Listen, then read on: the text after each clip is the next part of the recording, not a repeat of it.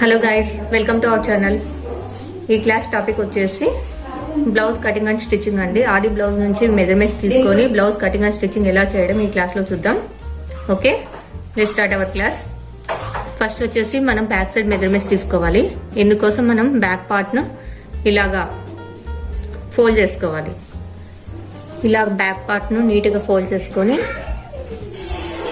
ఇలా ప్లేస్ చేసుకోవాలి. ఓకే, ఇందులో మనకు మెజర్మెంట్స్ ఏవే రిక్వైర్ అవుతాయి.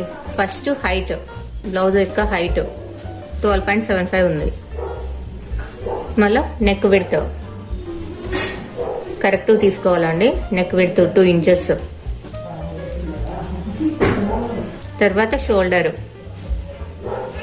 1.75. తర్వాత ఈ ఆర్మ్ హోల్ దగ్గర లైన్ 5.5 దగ్గర ఉంది లైన్.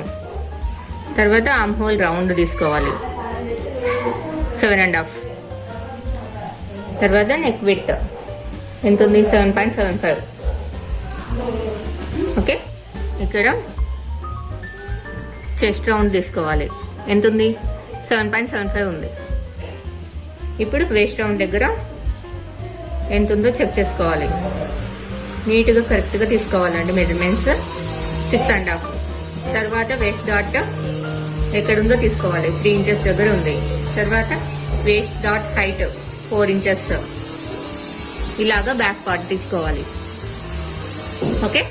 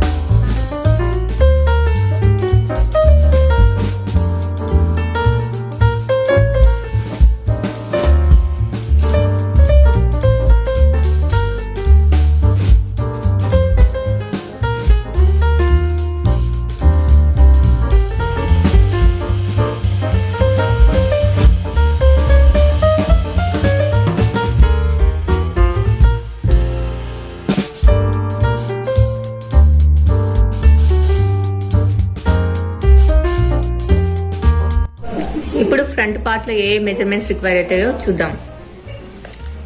చూడండి, ఇది కూడా మిడిల్ కి తీసుకోవాలి. సేమ్ బ్యాక్ ఎలా తీసుకున్నామో ఫ్రంట్ కూడా అలాగే. మనకి ఇందులో వచ్చేసి ఫస్ట్ నెక్ విడ్త్ ఎంత ఉంది? కొన్ని దాళ్ళకు సేమ్ ఉంటుంది, కొన్ని దాళ్ళకు డిఫరెన్స్ ఉంటుందండి నెక్ విడ్త్ లో, బ్లౌజ్ను బట్టి, ఆది బ్లౌజ్ను బట్టి. ఓకే, ఇది వచ్చేసి 1.5 ఉంది ఫ్రంట్. షోల్డర్ వచ్చేసి సేమ్ ఉంటుంది. మళ్ళీ ఆర్మ్ హోల్ లైన్ కూడా సేమ్ ఉంటుంది 5.5. మళ్ళీ arm whole round 7.5. Okay, chest వచ్చేసి 7.75 సేమ్. మనకు మళ్ళీ నెక్ డెప్త్ తీసుకోవాలి 6.5. ఇందులో మనకు అపెక్స్ పాయింట్ కూడా తెలుసుకోవాలి.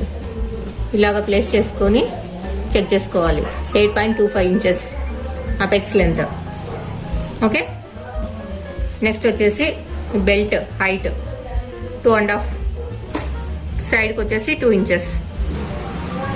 Waist round same 6.5. ఈ ఉక్స్ పట్టి యొక్క హైట్ 6 ఇంచెస్. ఓకే, ఇవి రిక్వైర్ అవుతాయి. ఇప్పుడు స్లీవ్స్ చూద్దాం. స్లీవ్స్ యొక్క హైట్ 8.5. నెక్స్ట్ స్లీవ్ రౌండ్ వచ్చేసి 5.25. ఈ 2 మెజర్మెంట్స్ ఇందులోనూ మిడిల్లో ఒక ఇప్పుడు 8.5 ఉంది కదా, 4 ఇంచెస్ దగ్గర చూద్దాం ఎంత ఉంది. 5.5 ఉంది.